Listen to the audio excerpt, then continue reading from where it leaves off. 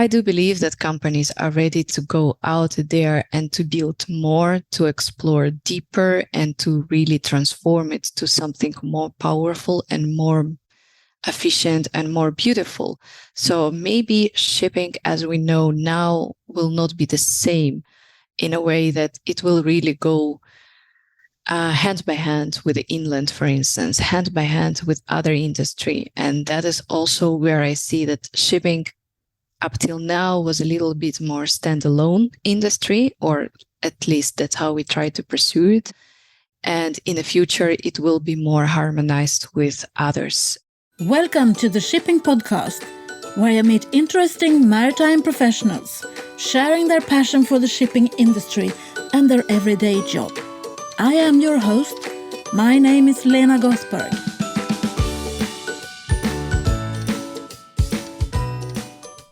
Hello, Shipping Podcast listeners, and welcome to episode 223.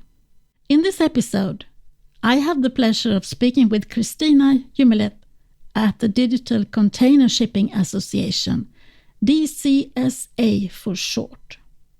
They are a neutral non-profit group founded by major ocean carriers to digitise and standardise container shipping. Among their members are ship owners as MSC, Maersk, CMA CGM, Hapag-Lloyd, One, Evergreen, Yang HMM, and SIM. The big ones, in short. I hope you will enjoy our conversation. There is a lot to learn from the container carriers on how to become more efficient and thereby save both the climate and some money. Every conversation matters. Welcome to the Shipping Podcast. Could you please introduce yourself? Yeah, hello, Lena. I'm Slavia Jumelet, and I am nowadays working at the DCSA, Digital Container Shipping Association. But I'm in the industry already 13 years and changed quite a few countries and jobs. So yes, I'm very happy and very honored to be invited to your podcast. You're welcome. But you told me before we started that maybe you're going to change your name. How come? Yeah, that's true. That's true. It's in process. The documents are not ready, but they will be ready in 1 month, I believe. So yes, I had another name till I was 5 years old, and I like that name a lot. It is Kristina. And somehow, I don't know why, but my mother decided to change it and she named me differently. I did not resonate that well with that name, but of course I learned to live with that. So at some point of my life, I decided to bring it back, and I am bringing it back now. So I will be Kristina soon. That sounds very nice also. But let's continue to talk about you. What is your background? How did you come in contact with shipping? Oh, that's quite a story, actually. So after school, I did not know, like many other kids, I believe, I did not know what to do. It's very difficult to decide where you're going to commit your life at 18 years old, because you haven't seen much aside from school, right? And I decided to study applied mathematics because I liked math. It was fun. And I thought to myself, okay, let me study it because that's not easy. And then I will decide what I'm going to do with that. After 2 years learning 8 different types of math, I still did not know where I'm going to apply it, which is very ironic because the program was applied mathematics. It turned out to be quite theoretical, and I am a person who needs something tangible. So I was really questioning myself what I'm going to do with this all. It's all nice knowledge, but I do not see myself it manifest in some kind of life experience and me doing something with that. So I was looking around, and a friend of mine, he was in the shipping industry. He was working, but he was also studying. He had a family business in that. And somehow we started to talk about that. And in my summer holiday, I decided to look for a trainship in international companies, and a lot of different options were laid down in front of me. And somehow I was accepted. I thought myself, I'm going to try. What is that? Because again, I did not have an idea what is behind this shipping. Okay, I understand the vessel is sailing around the world, bringing goods, but what is behind that scene, I didn't know. So I decided to try it, and it was a dry bulk company with 15 vessels, and I did actually everything. I was in the heart of operations, so also including going to the vessel, managing all the charter parties, contracts, invoices, everything. So I was completely taken after this summer by that world. And I told my parents after I came back, it was in Istanbul, also a beautiful city, that, yeah, I think I'm going to pursue that because I feel that I can love it so much and it interests me. So that's how I happen to be. And after my graduation, I obtained still a bachelor degree in applied mathematics. And then I started shipping maritime economics in university in Antwerp. And that's how I happened to be in. And so far, never left. So you are so like so many other people I know. Yeah. You get the bug and you can't leave. Can't leave, yes. And that's what I'm doing. Because now at DCSA, in my current role, I see people getting to this industry from other industries. And I'm making a joke that it's going to stick. You're not going to ever get out of here in a good way. No, and we need so many people from other industries with other knowledge that used to be in our business a long time ago. So I can see the development of the entire industry. So what do you do at the DCSA, which is Digital Container Shipping Association, I understand? Yes. So today I am actually became a product owner for operational efficiency standards. And I'm 3 years now, almost 3 years at DCSA, and I am leading the development of the standards for not only shipping lines, but also for industry impact. As you know, DCSA is founded and governed by shipping lines, by 9 major shipping lines around the world. It's all about container shipping. But you cannot do that alone, especially if you want to bring the aspect of standardization to the industry, meaning start doing and acting in a similar way, no matter in which port you are, start implementing similar processes. You can't do this alone as a shipping line because it's only one actor in the supply chain. And we work, and me leading this as well, interaction and engagement with the terminal, with the ports, with the freight forwarders, with different solution providers in order to make sure that these standards actually can travel. And this is standard, not just something that can in theory be used, but it's in practice implementable. And I think it's very important mission for our industry, given where we are as an industry.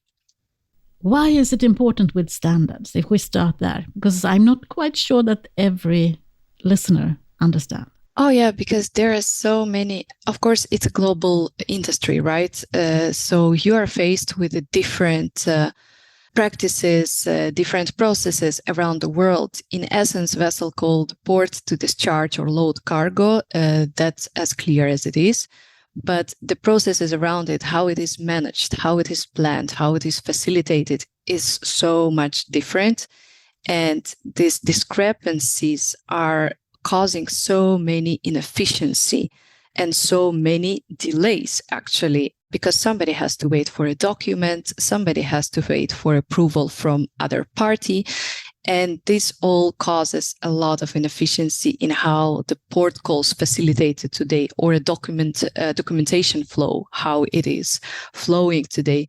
It's very old-fashioned, and it is heavily, let's say, centered around the rules by the game that were set by previous generation. And at that time, it made sense because the life was much more simplistic and it was applicable. But nowadays, we're talking, for instance, in a value stream of EBL, electronic bill of lading, right? It's not only about creating a standard, but it is also about how do you adjust your law? Because most of cargo that travels around the world falls under, well, not most, but a lot under UK law. To change UK law, that is not an easy task at all. But it's great to witness that these movements are happening now. Is it? Wow. Yes. I'm excited. Ooh, I've been waiting for this, for someone to say this to me. Wow. In what way? Please let me know. And, I also joke with my husband, because he is also in the shipping industry. That's where we met. That I'm curious where our industry will be once we are retired. And we are very far from that. But I think the world will be a different place in general, right? Like how our evolution is going, what problems we're solving today, what the focus is for our generation. I think the world in general will be a very different place in 40 years from now on. But I think shipping will also be very different at that time. And it's exciting to be a part of that, because this is long overdue change, you may say. But then on the other hand, I tend to believe that things happen when they are supposed to happen. So maybe the time is right and our industry is ready to actually do it now, to really transform. Yeah, I am astonished that you are saying this to me, because I've been waiting for this as well. I think yes, I'm so happy to be in the industry right now, to see all the things that is changing.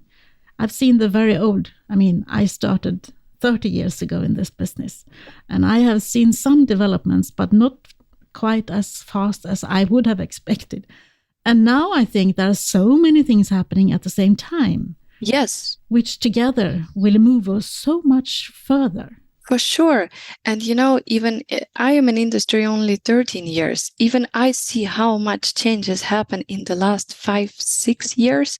I remember people were just talking about the idea to optimize your port call optimization.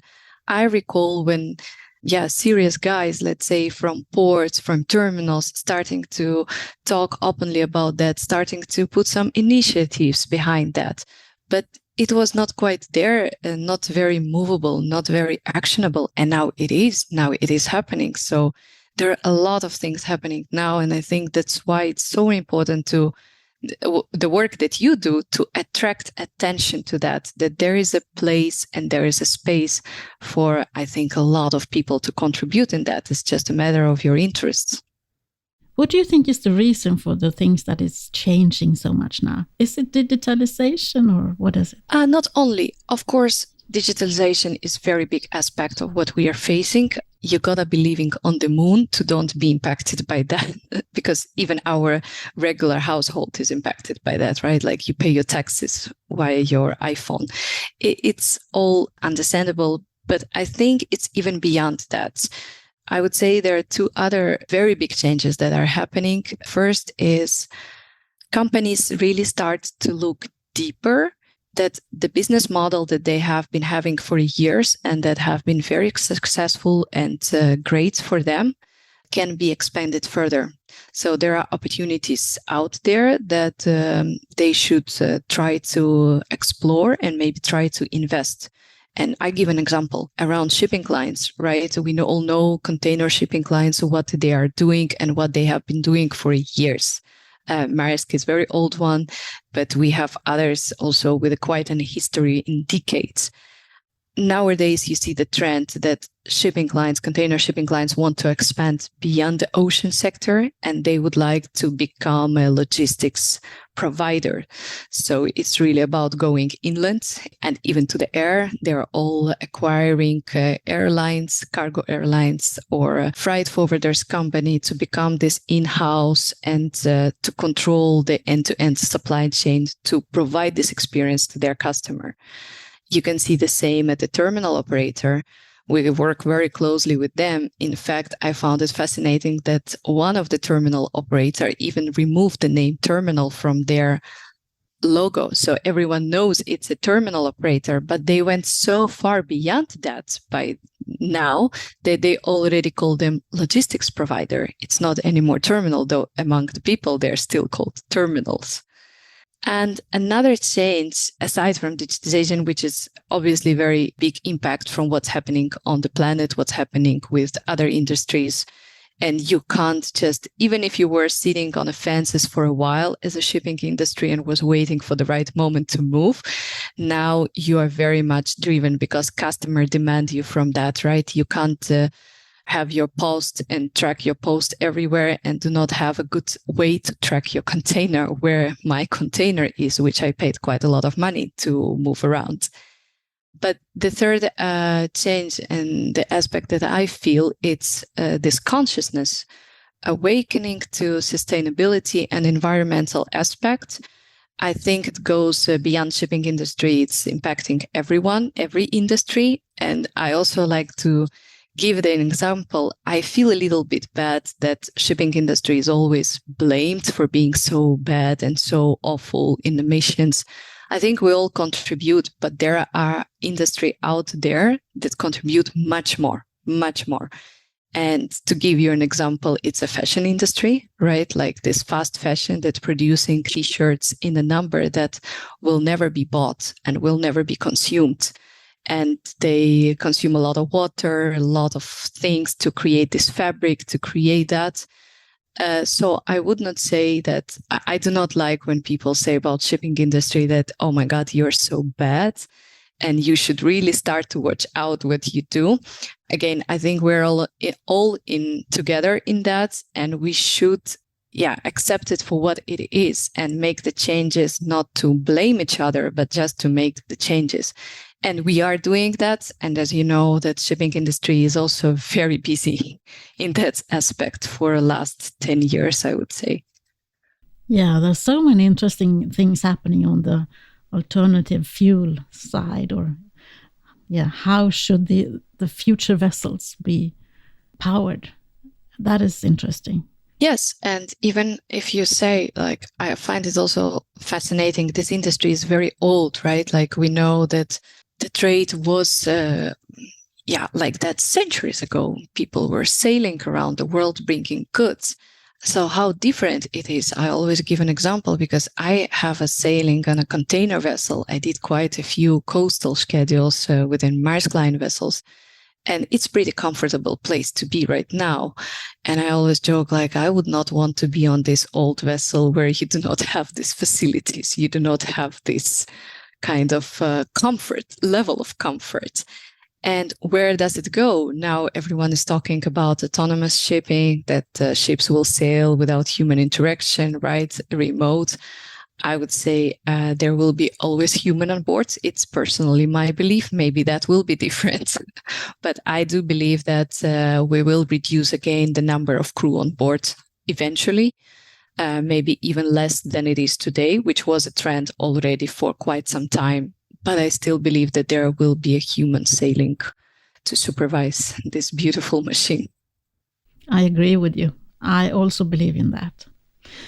What do you think we can do to become more visible as an industry? We talked a little bit about that before we started this interview, that you had no idea, and other young people do not have any idea of what we do and how exciting it is to work in this industry. Yes, I think, and that was also my impression. As I said, like, I did know what the ships are doing, that they're bringing goods, but I really did not know, like, if you would ask me at 15 years old, what is behind this all, what is happening on the behind this scene. And I think that people, and not just I think, I believe that people still in the same place, because my friends outside of industry, they get very excited to hear what am I doing at work and what is there actually to do, aside from just being a crew member and sail. You know, that's a kind of a stereotype that if you're in shipping, okay, maybe you're a sailor. And if not, then what exactly do you do? It's not very clear. And when I was explaining that, like, you know, if you need the vessels to sail, you need to arrange the port call. I've been working as a berth planner in Maersk Line in the past. How do you plan it? How exciting it is. It's literally like playing Tetris, right? You have so many vessels. You have a berth lineup and you have to fit this all and you just reshuffle it back and forth. It's pretty much fun, but people do not know about that.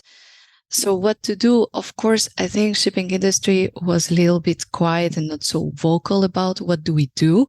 Maybe now with, as an example, podcast, or another example, YouTube. You can go to YouTube and you will find a lot of fun videos that are very entertainable, and they explain you about what's happening on the sea, what's happening with container, even like a life cycle of container. Everyone's seen container, I think, in their life, but very little people know how those containers travel around the world, what's happening with them.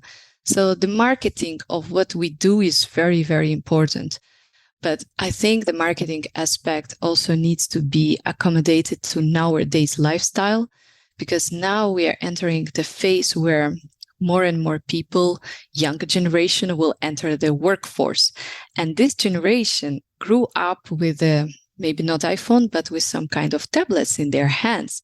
That was not me. I didn't have a tablet from the moment I was born, but nowadays kids are almost now at the stage where they will start working, and they had internet from the beginning. So they are much more reachable to different audience, and we should enable it, and we should support it again by bringing new people, new generations in, not outside of shipping. Good. I think that's good ideas, great ideas. I also think that maybe we should talk about the seafarers then, because you also need your connectivity as a seafarer. No one would probably want to leave their home and not be connected to the family or the outer world for weeks whilst sailing. Yes, I actually have something to say about it, because when I was working in Marine Operational Department in Maersk Line, one of the training program was that you need to sail on actual vessel to see what you give the instructions to vessels, you give instructions to terminal, you arrange the port calls, but you should also see what's happening on the other side of the coin. So I was very eager, and I performed quite a few coastal schedules, sailings just. And the fact is that the life is very different on board of the vessel. And while you are at the shore managing all the assets, managing all the processes, what's happening, I think I will say safely that it put me in a different place compared to other colleagues that have never sailed on actual container vessel, to see what kind of tasks, what kind of things are going on to make things happen. Because if you do not have a cargo to move around the world, and if you do not have vessels bringing that cargo, the shore personnel have nothing to manage, right? So this link is so important, and it's very often forget in office environments. It's difficult it becomes just one another vessel, one another target name or a target number that we have to reach. And I think it's also part of how to make this industry more attractive towards a young generation, that it is really not only about, it's heavy industry, right? And it's asset driven. So you can see, you can touch, if I would say correctly, and you can really find your space in that. Yeah.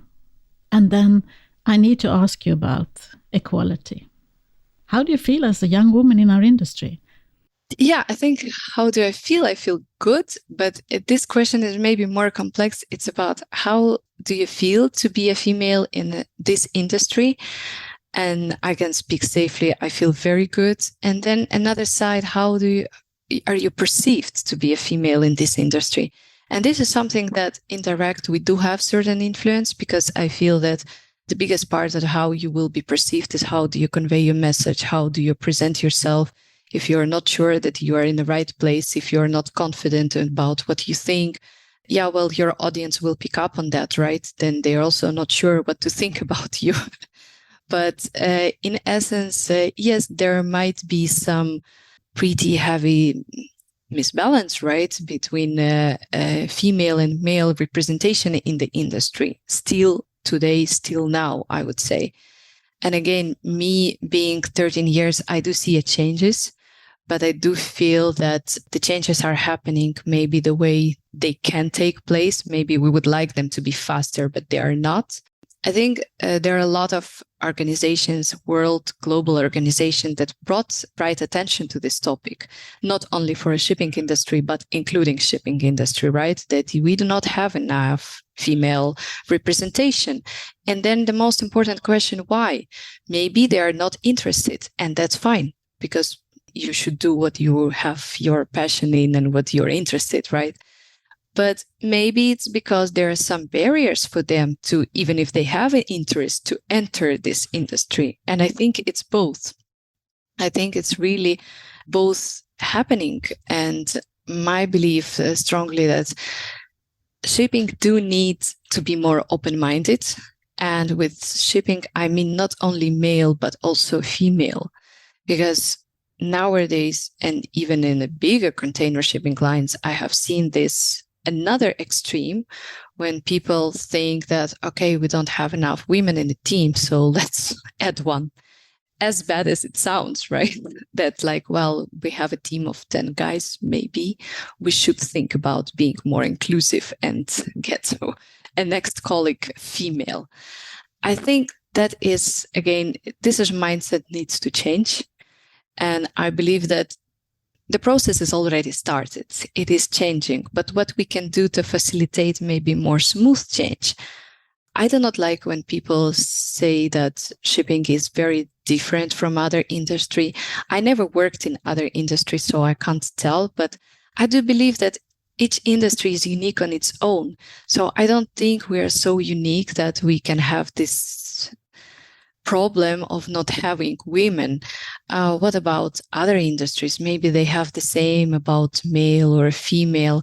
It's really a little bit short-minded, I would say, approach that we have. But with that being said, I do believe that we have a challenge with the women in a leadership position. But then my question is it only shipping? I don't think so. I think it's the same in maybe in IT industry as well. Maybe not. I'm not sure, but I believe, again, this is a global, more of a trend. Yeah, I agree. I think it's got to do with the core values of your company. Do I relate to those core values that this company is presenting themselves believing in? Then I will join, and then I will help develop that company in a way, or contribute developing that company. Yes, and there are companies that are very good in that, actually. I must say that I had the pleasure to work for MSC, Mediterranean Shipping Company. It's a family company. So, and they do have their values very well centered around family. And it's not about family, of course, who is owning this company, but it's also about your family, having these family days, having this interaction and a lot of engagement, a lot of support going to family members. So there are good examples out there that company look into it. But when you want to join some company or some industry, then obviously young generation is looking not to 9-to-5 job mentality, because I heard that they're known for not wanting this at all, especially Gen Z, or how you call them. But they're really looking after what is the mission that I'm going to contribute. I do not want to be recognized with the wrong mission. So they're very, very picky and very conscious about setting the course for themselves.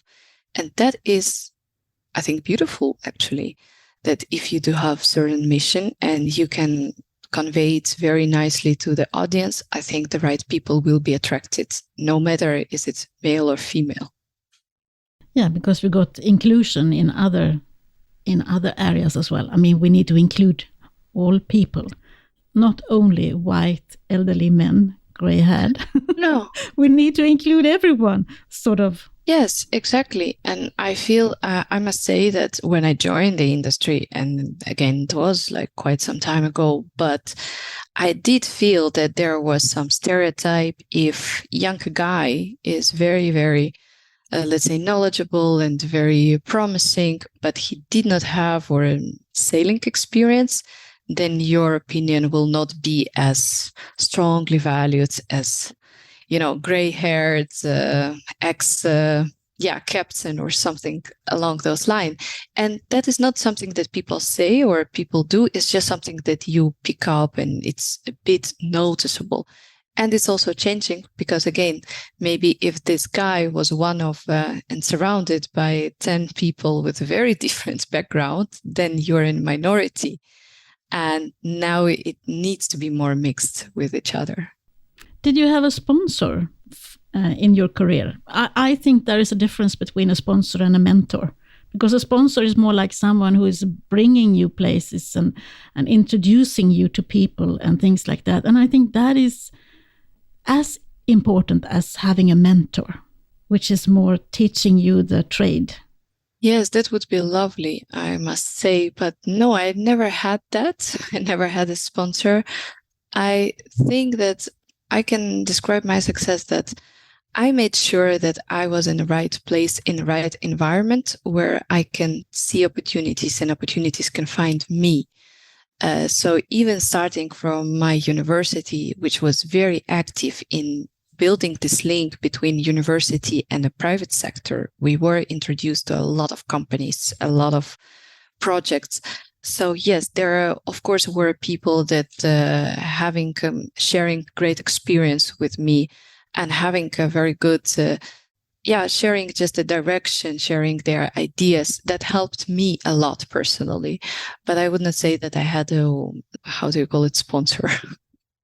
Yeah, it's more for other people to understand what I mean with it's important to bring the people who work for you to places where they should meet other people. Yes. And not just sort of mentoring, which is a different word, I think. Yeah, I think there is a difference in that, indeed. How do you see the future for the maritime industry? I think the future looks, maybe as for our life, it is exciting, right? Like I'm a person who always look with a positive outlook to the future. But I do believe that our maritime industry will be very different in 10, 20, 30 years.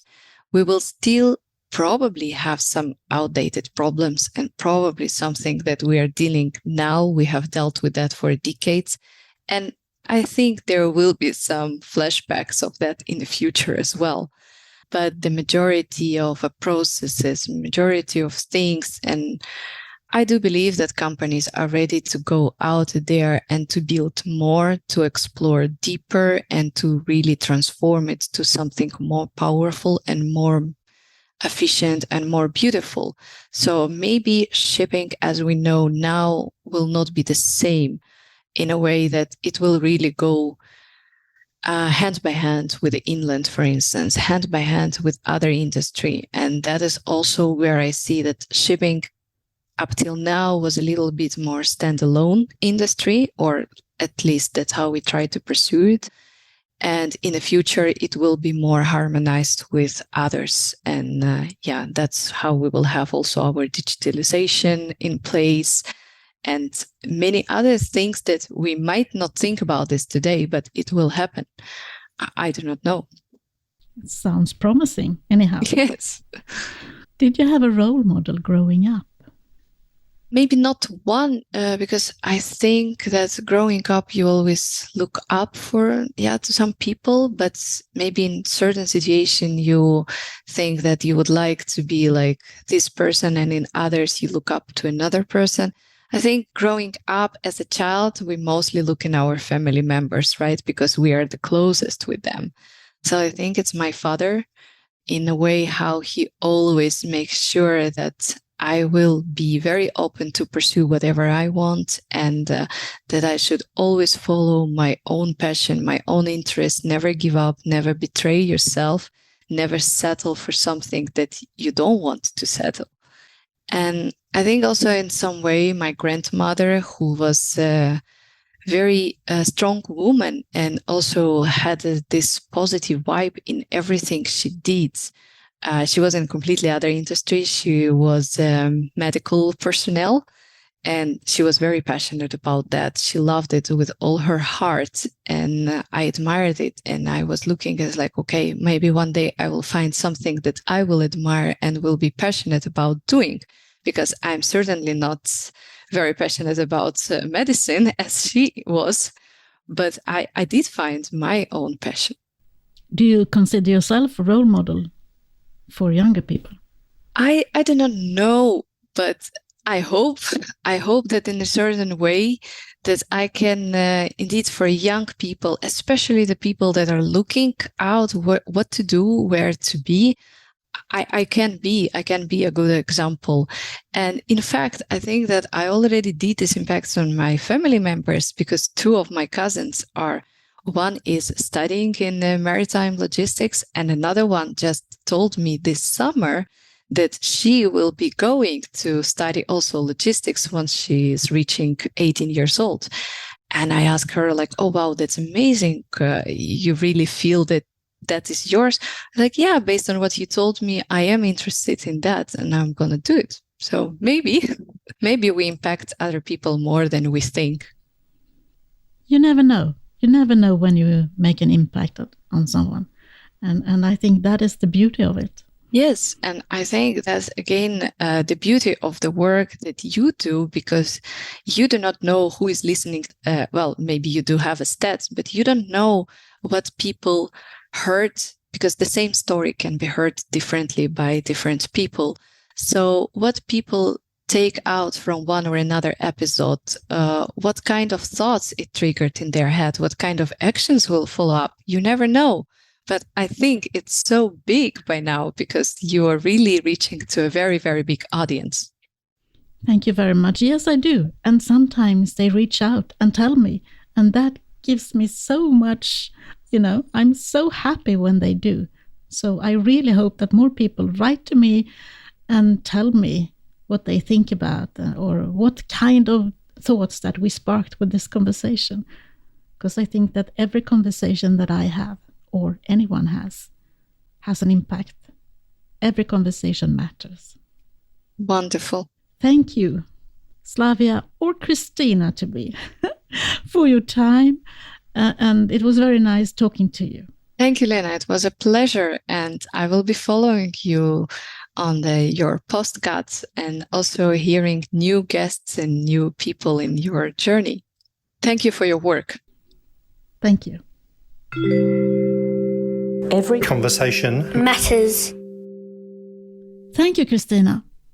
This was a very insightful conversation. I hope the listeners appreciate all the valuable knowledge that you shared. Next week, on September 28th, it's World Maritime Day. How will you celebrate? In Sweden, the Maritime Cluster gathers for the celebration and listen to interesting speakers speaking under the IMO theme. This year, the theme is Marpol at 50. Our commitment goes on. So I expect to hear a lot of exciting presentations. Are you a subscriber of the bi-weekly newsletter of mine? If not, please visit the website shippingpodcast.com and sign up. That's all for today. Until the next time, from me to you, over and out. Thank you for listening to the Shipping Podcast. Don't forget to tell everyone that you meet that there is a shipping podcast available and that they should download it and listen to the maritime professionals who are sharing their passion for the shipping industry.